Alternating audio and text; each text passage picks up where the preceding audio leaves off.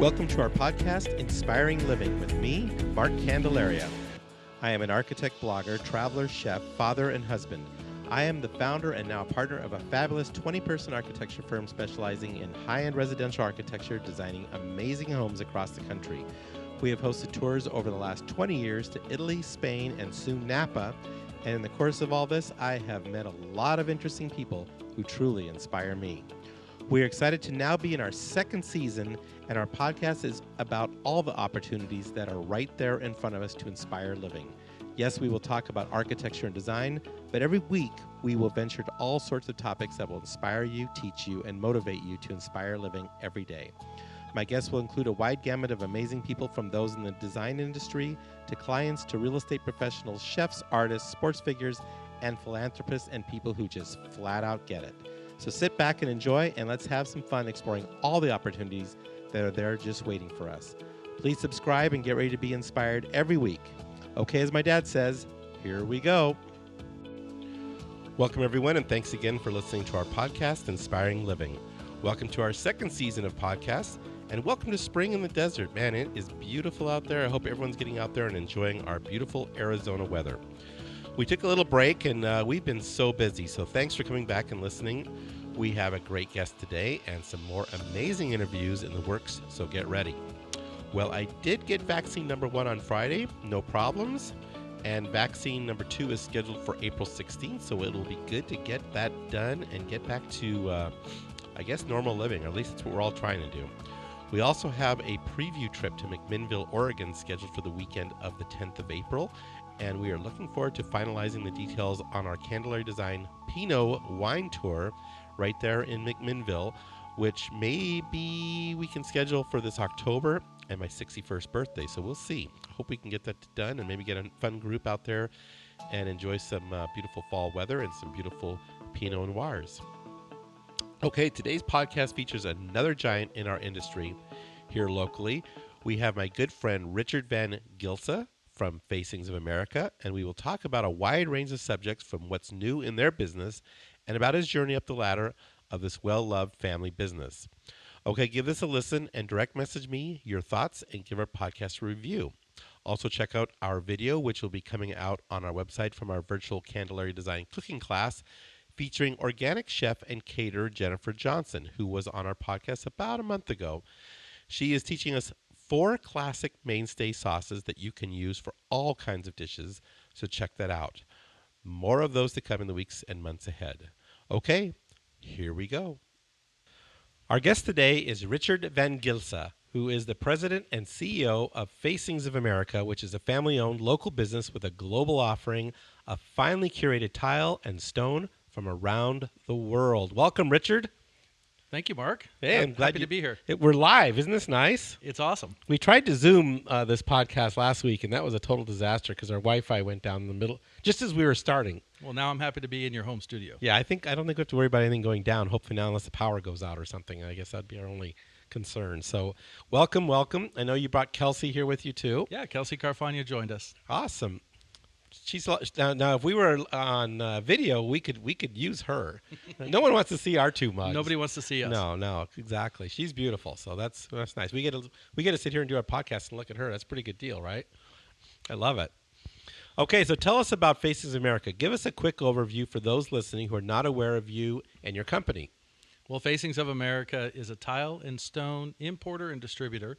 We've been in the Valley since 1967. So a long, long time. Almost as long as the Beatles. It's pretty close. Yeah, I think so. That's a long time. So 67. But your dad started that company, right? He did. Yeah. So tell me a little bit about that. So my dad has a ceramic background. He was actually selling bricks in New York, and that brick company handed him a stack of bricks and said, "Go sell west of the Mississippi." Wow. So he did. So he loaded up his car and he drove west of the Mississippi. He stops in Phoenix, Arizona, and he calls the brick company, and he said, "I'll still sell your bricks, but I'm going to open up for myself out here." After that, he called my mom, said, "Sell the house and bring the kids over." He loved it. So I'm guessing he was here in February, not July. My guess would be yes, but I don't know the exact month. Then July rolled around. They're like, "What the heck?" I mean, so the bricks are really easy to make. You just put the mud out on the front lawn, and you got bricks in about an hour, right? Well, fire them up, yes.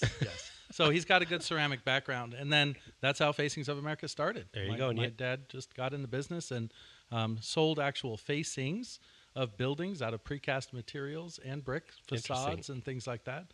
And before you know it, we're Facings of America in the tile and stone importation and distribution business the way you know us today. Yeah, that's amazing. So I'm very familiar with your location on Indian School. Yep. That's just, for me, that's home. That's where I go. It's just really close by. And when did he start that location? So that building was built in 1980. So Okay. 13 years into the business, he built that one. Yep. And then around 2006, before the recession, Yeah. before one of the recessions, Yeah. we actually moved up to North Scottsdale and Okay. also opened up a location there. But you have both locations still. Yes. Yep.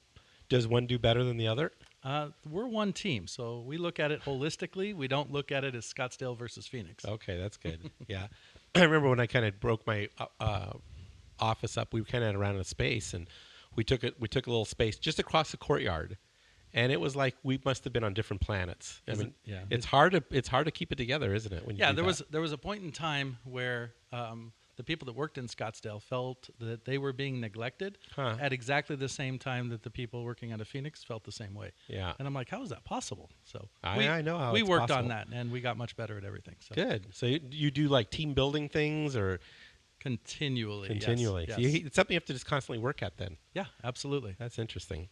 So the other showroom, you said it's in Scottsdale. Where at exactly? 90th Street, just south of Bell. 90th Street, south of Bell. That's right. I've been there, I think, for a dog thing we might talk about a little bit later. We'll talk about that in a little Right? bit. Yeah. Okay, so your father, his name is Dick Van Gilse. Dick Van Gilse. Is he still alive? He is. He is? And does he still pop his head there in the He does. showroom? He comes by every once in a while and tells me what to do, which is just fine with me. So he's fully retired. Good for you. That's awesome. And they live here in Phoenix still. He does. He spends half of his time here in Phoenix, and then the other half in Guadalajara, Mexico. Oh, wow. Yeah, and then he still loves to travel, although this year has been a light travel year for him. Yeah, exactly. Yep. Well, that's cool. Guadalajara, that's interesting. Yeah, it is.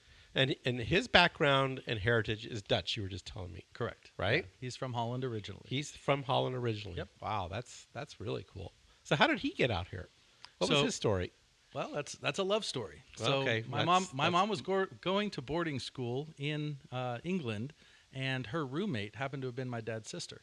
And they went home for holiday, and my mom went with her roommate, which is my dad's sister. My dad fell in love. Then my mom moved to New York later on, and my dad followed her. So that's how he ended up in the United States. And so he ended up in New York. He drove out west. And he drove out west. Brought mom with her. Yep. With him. Yep. And then you probably showed up sometime around the 1967 or maybe. The business is much older than I am, as I like to say it. So yeah, no, he started the business before I was born. Okay, but you're from Arizona. Born and raised in Phoenix. All right, and then you went to St. Mary's High School. Yep. Which I also taught some classes there many years ago for junior achievement of all things. That's great. Forget the coach's name. Very good football coach. Oh God, he was the coach for many years, and they had a good football team for many years. I can't remember his name, but he was an amazing guy. And so St. Mary's High School, and then you went to ASU. Go Devils, baby. Go Devils. Right? Yeah. Studied business and purchasing and logistics management. Oh, so you kind of had a game plan here with this whole thing. I don't know about that. It's like, well, we got to get this brick and stone and stuff over here in a little more efficient manner. I better learn some of this stuff. I learned a lot, yeah, for sure. So did your dad encourage you to go into that type of study, or was that just all on your own? Well, it started off general studies, and then purchasing and logistics management was something that was up and coming at that time because computers became more available. And so we put together all these different, I'll call them algorithms, in order how to purchase things for the best price and things like that. So what's funny is when I showed up at Facings and started working there full time, I told my dad how I was going to revolutionize the business. Unfortunately, everything that I learned in college, in the purchasing and logistics management classes, they always gave us the output. So they always told us, this is how much is going to go out the door. Right. So day one with my dad, I turned to him and I said, well, how much of this are we going to sell this year? And he said, I don't know. because we just can't predict it. So They it was know. very good for the manufacturing end of it, but it was not good for the distribution end of it. Interesting. Yeah. So No, we get the same thing with our architectural graduates. They've got some great theories and wonderful thoughts, but then we show them what a 2x4 is, and they look at us like a deer in the headlights, like 2x4. And then they measure it. It's not even 2x4. It's 1.5 by 3.5. Yeah. So yeah, we've learned that there's no better learning really than just being on the job and taking the lashes as they come and learn from them and right and growing up in the business. So the first vehicle that I ever drove in my life was a forklift, and it was at my dad's place. Oh, that's cool. And I was about 10 years old. So driving the forklift around. Don't tell anybody. No, that's cool. So how did your passion for this business grow? Where did it come from? So funny enough, my dad throws me in the warehouse and says, and asks me to go to work, and I do. And it was just one of those challenges that you just get faced with. And obviously there was a lot of pride in the family business. I got to see my dad have great years and the years where he struggled. Right. And so you really take ownership at that point in time. Yeah. And so for me, it was just do what I could do in the warehouse as best as I possibly could. And when you put forth that kind of effort and that kind of passion towards something, I think it's just something that'll start growing. It just starts growing inside you. Yep. And so I was very fortunate to have that. And then, of course, now, looking back, 28 years that I've been there, almost 29, I look back and I feel even more fortunate because second generation is not supposed to succeed in the family business. You lose that entrepreneurial spirit. Yeah. You lose that drive. You're supposed to lose that in the second generation. And for me, I can honestly say I love the product. I mean, that's easy to fall in love with because we're selling beautiful materials. I love the industry. I love everybody that we are meeting on a daily basis. I love the relationships that we've been able to form with our customers, architects, designers, contractors, subcontractors. We've really gotten to know these people over the years. And then most importantly, I feel, is that I love teaching people. I love having the ability to bring somebody new into the organization or even have somebody that's established there and be able to take them through some of the things that we do and watch them grow during that process. That is a cool process, isn't it? For me, that's just great. Yeah. I love that. And so I've got a passion for that. And I didn't know that coming into the business. Well, I think some of this probably comes from your love of sports. I understand you were quite an athlete, or maybe still are quite an athlete. Well, I would say this. My years of golfing did take me to the collegiate level. So I was pleased to say I played 2 years in college and all 4 years in high school, and love that competitiveness and absolutely fell in love with the sport. And it's easy to play today when I'm not as good as I used to be. Right.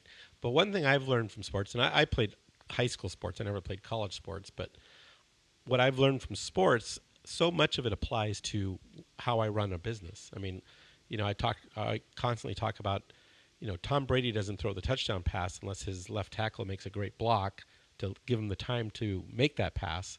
And so every person on the team, not even just the players on the field, but, the coaches, the support staff, everyone has to work in synchronicity to make a Super Bowl champion, right? I would agree 100%. And I know for a fact that everybody that has worked at Facings and currently works at Facings gets tired of hearing me come up with these sports analogies. And, so I'm not the only one that does that. And explain the lineman has to do his job or nobody else can get their job done. Oh, so this isn't just my story. This is the story you've told too. Well, I'm pretty sure we've had the same story go around. So, but we try to make it in a fun and positive way. We try to come up with, I would say, fresh analogies. Sure. I come up with analogies all the time that I don't even understand, and I don't know that anybody else does. But try to not always make it a sports analogy. But running a business is the same thing. Everybody needs to do their job, have pride and passion, and have excellence at the output. Well, the other part about sports that I get from it, I'm a very competitive person. So I hate to lose. I mean, I'm a good loser if I lose. I've learned just to let it go and move on because you can't sit there and dwell in loss. It just doesn't accomplish anything. Learn from it and move on, right? So I would imagine you're a pretty competitive guy too. I would say yes, and I would say we don't like to lose at Facings, and we don't lose. We either win or we learn. That's how I like to look at it. Yep. So sitting and dwelling on something that could have and should have and maybe could have been is not something that we do. Right. So we're learning from that, and we're moving on to the next one. That's good. That's what you got to do, right? Yep. So how is business right now? It's great. Yeah. Busy. Very busy. Both commercially and residentially. Yeah, and that's the other part that obviously I'm in the residential world, so I really don't understand your commercial side. It must be a big. What's the split on your business, commercial versus residential? So we're a little bit smaller. It's close to a 40-60 split, 60% residential, 40% commercial. Okay.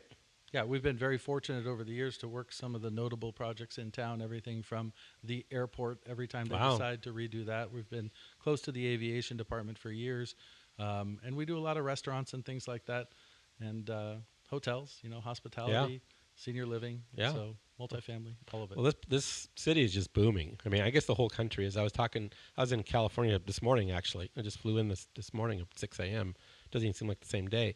But, I've been talking to people over there because what we hear here is everyone from California is moving to Arizona. So I'm like, okay, well, who's moving to California? Their real estate market must just be dying.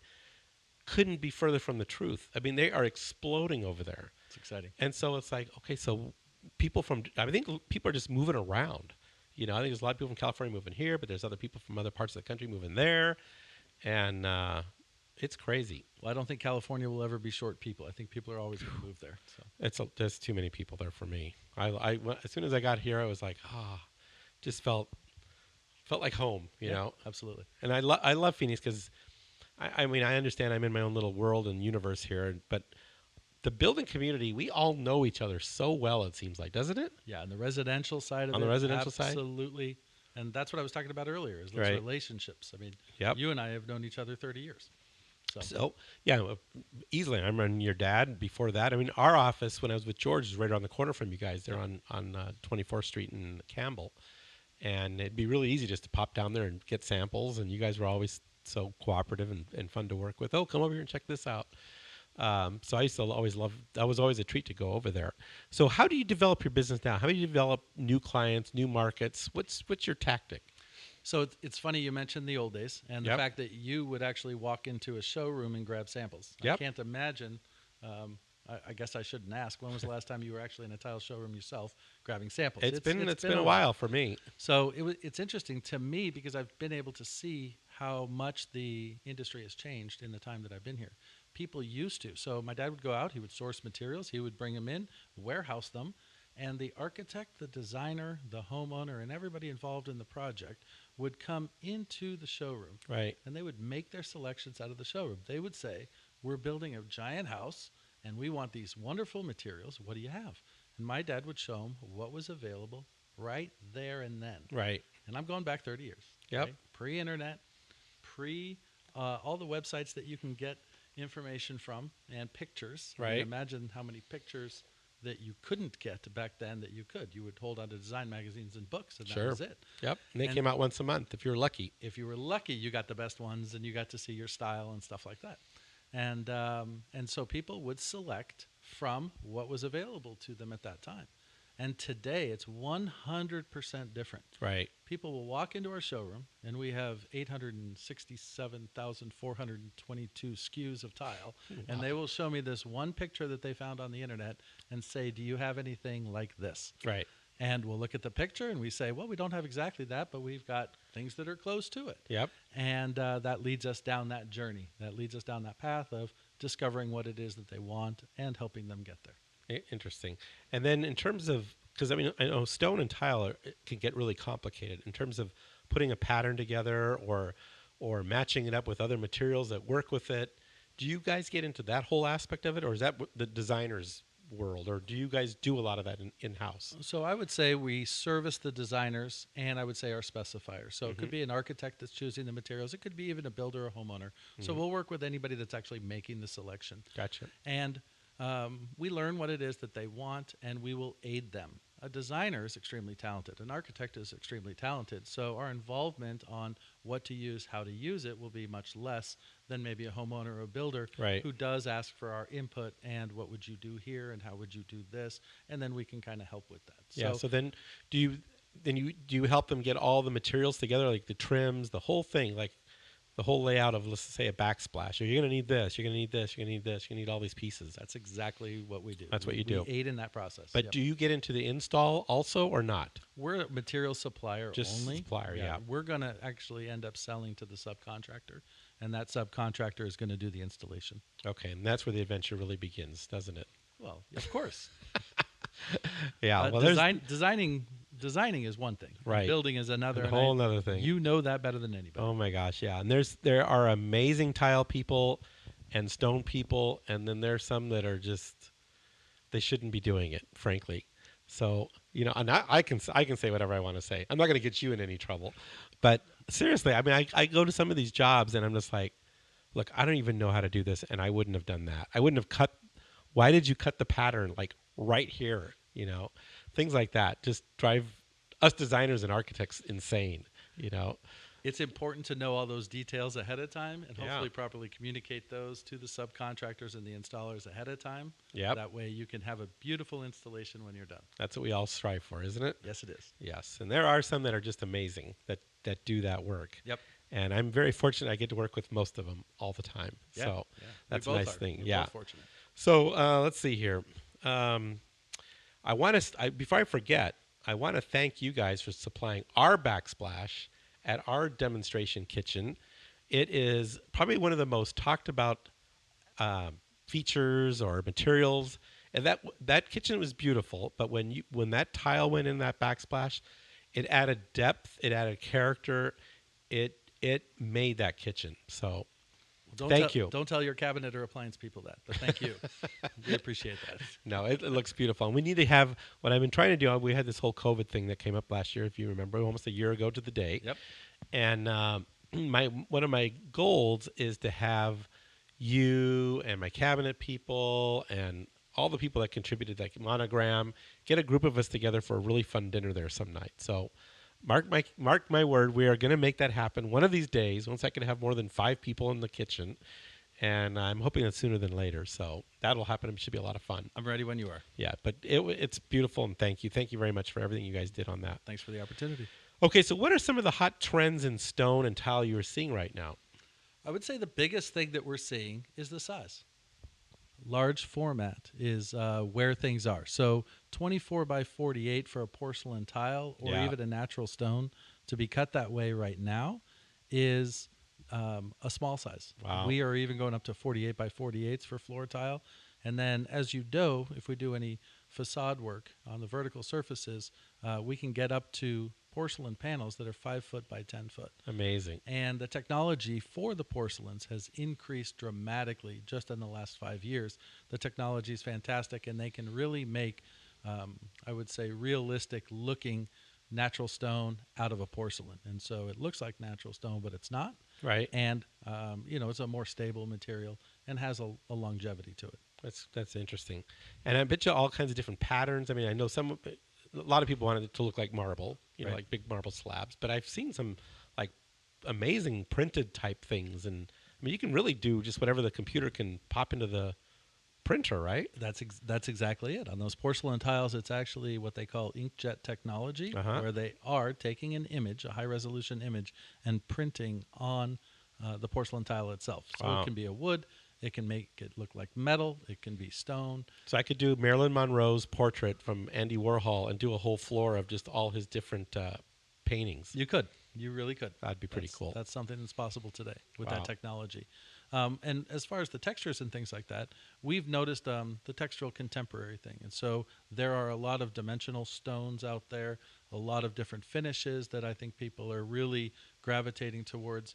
People have always loved natural stone, and when you can put this finish on there that makes people want to go up and touch it because it's not your regular flat and smooth tile, people are really liking that for a lot of wall applications, and fireplace surrounds and things like that. So we've had a lot of fun with it.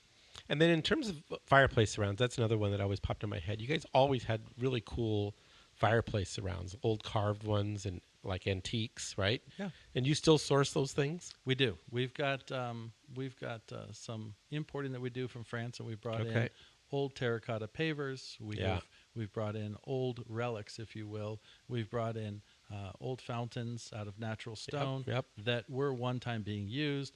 one of the things that I think we were one of the first in town to do, and that was to bring in those antique stone troughs. And so people use those as garden ornaments all around the valley. Oh, yeah. We've had so many of those over the years, and it brings a bit of history to something new. Right. And so people have a conversation piece, if you will, and they're able to talk about it. And again, it's got that history to it. Yeah, I love that. Well, I love that kind of stuff. So one of the things that we're seeing becoming very popular is what we call this Mediterranean style. I don't know if you've heard that or not. Mediterranean. So it's the troughs. It's I'm going to say that again. Mediterranean. Right? Isn't that a great little word? That's a great word. So you get the troughs, you get the limestone reclaimed fireplaces, but you got it mixed next to steel disappearing doors. And so it's a combination of modern and Mediterranean. And so you get the richness of the materials. It's not all sleek, glass, sterile. Get this great richness. And we're doing a ton of it now. I mean, it's just getting more and more popular. So get ready for some of that stuff. I love it. We're going to be ready for it. It's fun. So in terms of sourcing, I mean, I want to steal your secrets and everything, but do you hop in your car and drive to Netherlands? I guess you can't drive the Netherlands, but if you could, you probably would. I mean, do you source these things yourself, or how do you guys go about doing that? So we've been in the business, as you know, for quite some time, and we're fortunate to have relationships with many of the suppliers. I'm doing business with many of the kids that my dad did business with. Isn't that crazy? Their parents. And so it is. I mean, and when you think about it, the history that we've got with these suppliers, you can't beat that level of trust that's there today. And so we work with them. We find out what it is that their capabilities are, and we also challenge them and say, what new technologies are you going to bring to the table? Can you do this? Right. And they meet our challenges all the time because they're willing to do it because of the relationship that we have. Right. So we're bringing these unique items over that are, I would say, made just for us. So we've developed some processes with stonework. We've developed some processes with some of the ceramics, shapes, and things like that have allowed us to just bring unique materials to market. So we're constantly innovating. We started out as innovators. Mm-hmm. You know, my dad bringing to market unique things. If everybody else was in the business of distributing it, he never even wanted to be in that business. Right. He would always try to find something unique and different. Yeah. And so that's what we're doing today. Yeah, and the Phoenix market's good. I mean, we're doing some great stuff here. I talked to the editors of the national publications like Lux and some of them, and they go, the Phoenix market, you guys do great work in that market. I mean, in terms of design and what we see from around the country, it's a good spot. So. I think we're both fortunate to be here and in the industry we are, because people do stretch the boundaries, and we are a very sophisticated market. Right. I mean, we talk to other tile distributors like ourselves in other markets, and they're nowhere near where we are with the level of service or the products that we provide. Interesting. We're a very sophisticated market for the high-end building. Yep, absolutely. Industry. So a while ago I mentioned the whole COVID-19 thing, which virtually we started working from home almost exactly a year ago today. How has that affected getting supplies in? How's it affected your business? And what did you think March 15th, 2020, when you heard what was happening? What was your first thought? So my first thought was, what are we going to do? Right. And I would say, leveraged our relationships with everybody in town. I called just about everybody that I had. This is going to make me sound old, but everybody in my Rolodex. Yeah. I literally started in the A's and started going through, and I talked to everybody to find out where they were with this. And in doing that, we learned that not many people were panicking, and that many people were going to complete their projects. They weren't going to force it, and many of their projects were still moving forward. So that put me, and I think our company, a little bit at ease. Of course, there were some projects that went on hold that were in the beginning stages. Then what we did is obviously to follow CDC guidelines and to social distance and all that stuff. We turned our showrooms to by appointment only. So for 50 years, we were always open. We've always had a showroom, and Monday through Friday, we were always open to the public, and anybody could walk in at any time. And so we did our best to put the word out that we're changing to by appointment. That way we could schedule everybody, have time to clean in between, and social distance everybody, that we didn't have 10 people in the showroom at one time. And so when we moved to by appointment, what we learned was that was actually a benefit to the client, because how many times have we been working with a client in the showroom, Right. and 5 more walk in, Right. and then we get interrupted. Right. And so if there's something positive that has come from this for our business, is that we've learned that by appointment has allowed us to really focus on the customer that's right there at that moment, Yeah. and they really get great service. Well, I think it also kind of gives an era of exclusivity when you're a client. It's like, oh, I have an appointment, Richard van Gilse. This is gonna be awesome. It's like, so I think we've learned a lot of things too. I mean, it's definitely, we've learned that we can work from home pretty efficiently and effectively. And when I have employees that live out in Apache Junction, they're not spending 2 hours a day of their life in a car driving to come to work.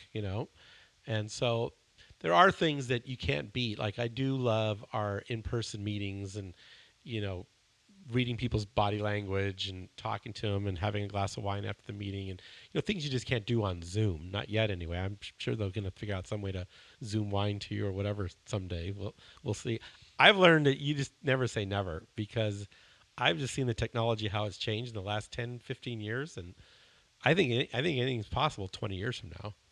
Who knows how it's going to be. But we all had to adapt.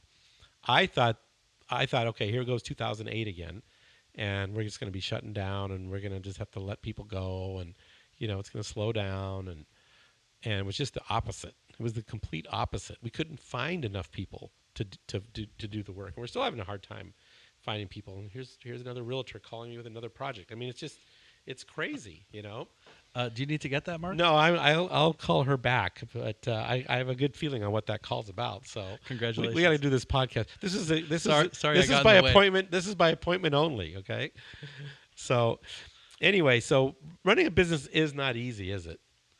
It has its challenges, for sure. Yeah. But they're good challenges, and like you learn in sports, you just muscle through it, and you make things happen. Yeah, you got to call some audibles sometimes. Absolutely. Right? Yep. So your father started the business. You're now running the business. What's your strategy for the next generation? So I'd like to say I'm still young, and I feel very fortunate that I still love what I do. Yep. And so right now there are no plans. Okay. My oldest is 19, still getting an education. Yep. And so no plans for anything third generation at this point in time. We definitely want to make sure that our kids get the education first before we make any decisions. So what have been some of your keys to the success of your business, and what are some of your goals and dreams going forward? You just mentioned getting your kids through college. I imagine you and your wife love to travel. We love to travel, no question about that. We've traveled a lot. Last trip we took was to Italy. Okay. Of course, we had to check out some stone quarries and factories during that time, but we also found plenty of time to find some trunk shows, if you will. There you go. And visit the small towns in Italy. And so what are some of your favorite spots? So for me, I love a little town called Serra di Rapalano, and it is just outside of Siena, probably 45 minutes away from Siena. Okay. And it's a small town, and many of those factories that I had mentioned to you that we've got that longevity with the relationships with.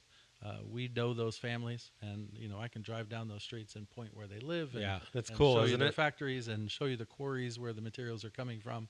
And so for me, that's really just a small town. Yeah, and it's just. I love that area. It's quaint. Yep. Yeah, there's a lot of little small towns like that, but you'll have to tee me up on that one. I don't think I've ever been to that one. It's really small. That's really But cool. I'll be happy to.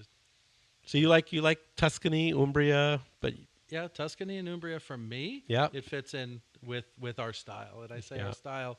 Years ago, we got into the Tuscan style of architecture. You were a big influence. I was a big Tuscan guy. Big Tuscan guy. Now I'm Mediterranean, baby. Mediterranean all the way.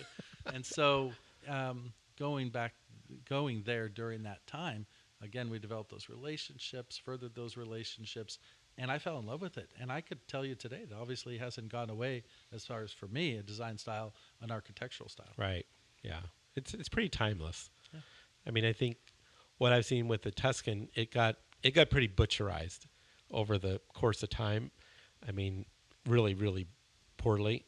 And so we're de-browning a lot of houses. We're de-golding a lot of houses. We're medievalizing a lot of houses. I mean, some of them got so, like, you just felt like someone's a knight in shining armor was going to come and chop your head off any minute, And so we're trying to lighten and brighten some of these houses that just got poorly detusked or poorly tuskened.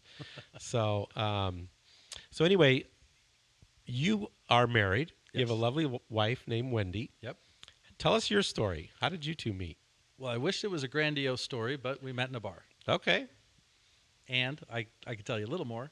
It took me about 3 hours to propose to her. Same day? 3 hours after I met her, I proposed to her. I knew she was the one. I was being a smartass, and it really did happen that way. It really did happen. That's awesome. She never answered me, and then 5.5 years later, when I asked her, she said yes. 5.5 years, huh? 5.5 years after that. Yeah. Wow. So I asked twice. I got a no answer the first time, and then 5.5 years later, I got a yes. That's that sales side in you. You never give up, right? That no is just a yes. You'd have to work a little harder for. That's all no's are. That's what I tell people. My point was, I knew instantly she was the one. You did, huh? Yep. So love at first sight. Love at first sight. Here in Tempe, or it was actually at the monastery. The monastery. If you're from here. Yeah, I actually tore the monastery down. So I remember you used to own that property. I remember that. Wow, guys, I feel bad now. I'm sorry. It's okay. I remember. Oh, my God. I remember working on your project back in the day. Yeah, we tried to make that one happen, and 2008 came our way, and luckily we got out of it before it killed us. I remember. Whew, that was a close call. So is your wife involved in the business? She's not. My wife and kids obviously are not involved in the business at this point in time. She's been busy for the last 19 years. She just closed the store, but she had an antique store and a furniture store. That's right. I did know that. Yeah, that's awesome. So she's hanging out and enjoying life. She is. She does a lot of volunteering at the schools and things like that. So she keeps herself busy. Yeah. So tell us a little bit about your volunteering, because that's another aspect of you that I personally really, really like about you. I love the fact that you're so passionate about things like that, and I'm trying to encourage more and more business people not to just think about their business, but think about how they can give back to the community. So great job. Tell us a little bit about what you're doing. Sure. So first off, I would say, we go to Feed My Starving Children, and we started that, I want to say 6 or 7 years ago, where I would ask people within our organization, hey, do you want to go to Feed My Starving Children? Would you like to volunteer some time? And they said yes. And so we'd get a small group together of just us internally to go do that. And then we would talk about it with some of our clients and some of the people we knew, and they actually expressed a lot of interest. And so they said, hey, next time you do that, will you invite me? Right. So we said, sure. And so we wrote it down on a piece of paper, and a couple months later or 6 months later, whatever it was, we would do it again, and we would call that person and invite them. Well, this thing has grown too, and I want to say last time we went, we brought 150 people with us. Wow. And the feeling you get not only from volunteering your time, but being able to create a group of people that can now put forth that effort, the feeling you get from that is incredible. And so we want to continue that. We want to keep that going. That's very cool. So that's one of the things we do as an example. Yep. The other thing is we've got scholarships set up, or a scholarship set up with Scottsdale Community College. They've got a design program, a great interior design program over there. Very good one. And so we have a scholarship that Jared King, who was there 20 years, is now retired, helped us get started. And so in her name, in her honor, because we've known her that long, we wanted to make sure that we were giving back to everything that Scottsdale Community College has done for the design business. And then lastly, you brought it up earlier, is a little thing called Design for Dogs. Yeah. And so that's a fun one. That is a fun one. And so we started off, and it started internally in the company. We said we needed to do more in the community. And we opened it up to our staff at that time and said, hey guys, what do you want to do? What can you get behind? What would you like to rally against? And everybody said puppies. And so we ended up starting a little thing called Design for Dogs. And so this is where the design community, it's an annual event, and the design community gets together, and they design and build dog houses that get auctioned off at a live event. Yep. Not this year because of COVID. Yep. But this live event, I mean, the event just grew some legs, and next thing you know, there's 500 people there. Yeah. And last year, I think we raised about $34,000 in one evening. That's awesome. And the beneficiary is the Arizona Animal Welfare League. And so they're very appreciative. I can only imagine what they were thinking when a tile company came to them years ago and said, hey, we want to have a fundraiser for you. They were probably like, what's their angle on this one? Yeah. Or what? And I remember that first meeting, we had some very perplexed looks coming our way. And now we know everybody. We know everybody on the board of directors. We know everybody that's involved in it, and we've just developed a great partnership. And That's so awesome. That's working real well, and it's thanks to everybody like you that has and everybody in the industry that has rallied together and been part of that and wanted to be part of that. Yeah, So, it's a lot of fun. quick shout out to everybody. Thank you. Yeah, for sure. So, what are some of the things that you like to do? I mean, you mentioned golf, right? Yep. Do you like to cook? You like to travel? Love to cook. Love to travel. Okay, love tell to us about your cooking. Oh, what would you like? Okay, so I'm not an expert chef, but I can tell you I'm an expert at taking everything in the fridge. Yep. And Concocting something. and working with what we've got. And that's I good. love cooking, and that's definitely for me very relaxing. Yeah. Anytime it's pasta, of course, it's al dente. Yeah. Got to keep your eye on that. Don't want to overcook it and have it mushy. Yep. So, love cooking. And then I know that a lot of people need a lot of additional hobbies after their work. And I'm gonna steal a line that I heard from a gentleman that was in the business who recently passed away. His name was Leon Zanger, and he started a tile company called Walker Zanger, which is a national brand, one of the luxury brands. And we've got a 40-year relationship with them. And he had said something years ago to me, and he said, "I've never worked a day in my life. I've always gotten up and absolutely loved what I have been doing for a job, for money." And I'm going to steal that line because I can honestly tell you throughout my entire career at Facings, I have enjoyed going to work. Yeah. And so I truly believe that if you are passionate about what it is that you're doing and you can get behind what you're doing and you want to do more of it. Yep. People ask me all the time, how do you get rid of your stress? And I'm like, I just work. Yeah. I mean, I love what I'm doing and it doesn't feel like work. So I'm going to steal this line. Never worked a day in my life. Yeah, there you go. I like that. That's true. And I was thinking about that this weekend because I was over in California moving my 19-year-old daughter, who's my middle daughter, over to California. And, when you do those things like this, her first time away, I mean, she was away a little bit this last summer, but they're kind of milestones in your life. And you kind of go, wow, that 19 years went by really quick. And, what happens to me is when I'm away and I'm not working, I've got all this time to think. And I'm thinking about this and I'm thinking about that. And it's like, so I get all stressed out. And I'm like, I do so good when I'm busy and working like a maniac. That's when I'm the most comfortable. So it's the same thing, Yeah. So what time do you get up every morning? I'm up at about 5:30 every morning. About 5:30. Yep. So are you a late owl or 5:30 is pretty early? 5:30 is pretty early, but I can burn the candle on both ends. Do you? Yeah, I can. I can stay up late too. So what about wines? I know you like wines. Well, I hate to say it, Mark, but I'm a beer guy. You're a beer guy. And that's okay. I appreciate a good red with a nice steak, but I'm a beer guy. So tell me about the beers then. Well, there's only one. It's Corona. I got to say it. There you go, Corona. Sorry to say it during this time. Oh, yeah. We had a staff meeting where we all popped Coronas like the week before. All of a sudden, well, if we're going to have the coronavirus, let's pop a 6-pack of. May as well. Yeah. It was quite a year. Well, anyway, this has been awesome. You've done such a great job, and it's great to learn more about what you do. Is there anything I missed that you want to talk about? No, I just appreciate the opportunity. Thank you. Thank you guys very do much great for work, and I hope it goes on forever and ever. I know we love specking your work. I know we work with all the different designers that, my wife being one of them, that she loves working with your team. So keep it up. Keep up the great work and the great relationship building, the great mentorship that you do for the community, and your community giving is phenomenal. So thank you. Well, we appreciate the opportunity. How do we find you guys on the internet and Instagram we're and all that stuff? facingsofamerica.com.